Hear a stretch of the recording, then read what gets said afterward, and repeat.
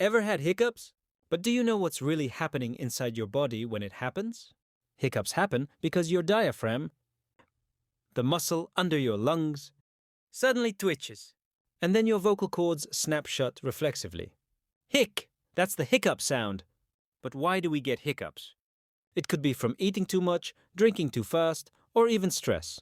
So, hiccups are like a quick reboot for your breathing system, keeping you ready to go. Ever had hiccups? Share your story in the comments. Don't forget to follow for more fun body facts.